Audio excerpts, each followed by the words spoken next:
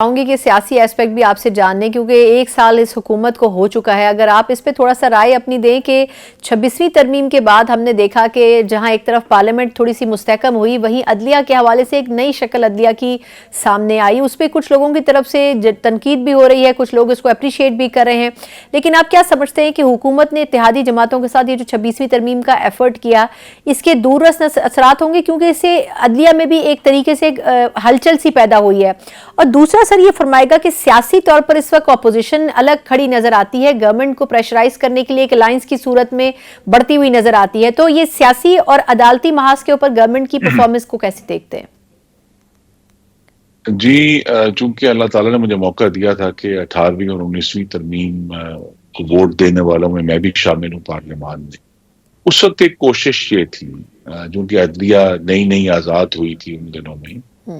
کہ ایک ایسا تجربہ کیا گیا۔ ہر قانون جو بنتا ہے وہ ایک تجربہ ہوتا ہے کہ کیا اس کے ذریعے قوم کو بہتر کیا جا سکتا ہے یا نہیں، کہ عدلیہ کو مکمل طور پر خود مختار بنایا گیا نئے ججز رکھنے کے پورے عمل میں،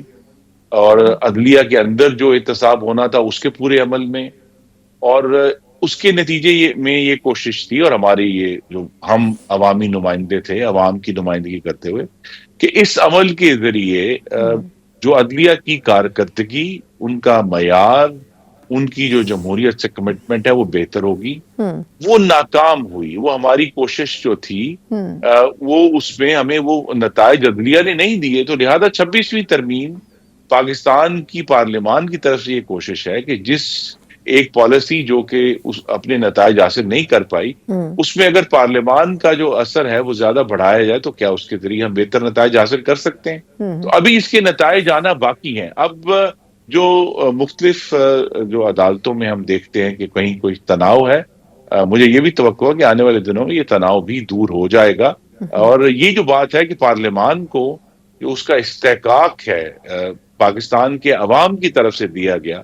کہ وہ دوسری حکومتوں کے دوسرے ستونوں کے بارے میں قانون سازی کر سکتے ہیں، اب اس کو ہمیں یہ ایک اسٹیبلش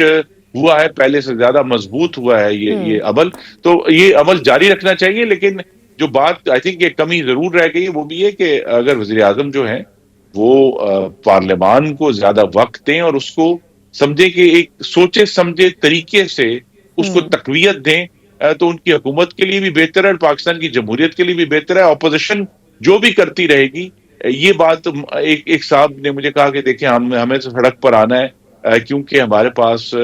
کوئی جو ہے وہ راستہ نہیں ہے، ہمارے پاس کوئی جگہ نہیں ہے جانے کے لیے۔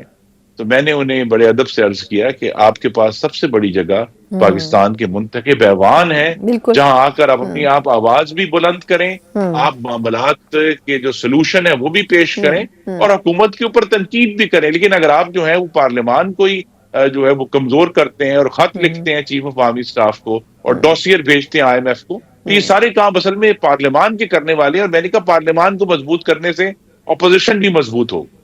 اچھا سر، کوئکلی ویسے وقت ختم ہو چکا ہے، لیکن یہ جو آپ نے بھی پارلیمنٹ پہ لانے کی بات کی، اپوزیشن تو بظاہر یہ احتجاج یا اپنی پوری تحریک کو پارلیمنٹ لانے کا نہیں سوچ رہے ہیں، وہ تو سڑکوں پر جانے کا سوچ رہے ہیں۔ اگر ایسا کرتے ہیں تو آپ کے خیال میں گورنمنٹ کے لیے کتنی مشکلات ہو سکتی ہیں؟ اگر مختصراً مجھے بتا دیں۔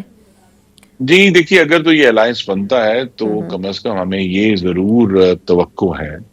کہ پھر جو ہے کوئی ڈنڈے لے کر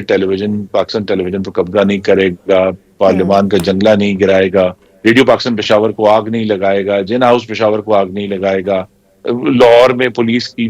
پر پیٹرول بم نہیں پھینکے گا۔ تو اگر یہ سب پرامن جماعتیں ایک پرامن سیاسی جدوجہد کا آغاز کرتی ہیں تو یہ پاکستان کی جمہوریت کے لیے بھی اچھا ہے اور حکومت کے لیے بھی اچھا ہے کہ اگر اپوزیشن کا جو رائے ہے وہ منظم ہو کر پرامن طریقے سے سامنے آتی ہے تو حکومت کو بھی معاملات کو چلانے میں اور اپنی سوچ کو کلیریفائی کرنے میں آسانی ہوگی۔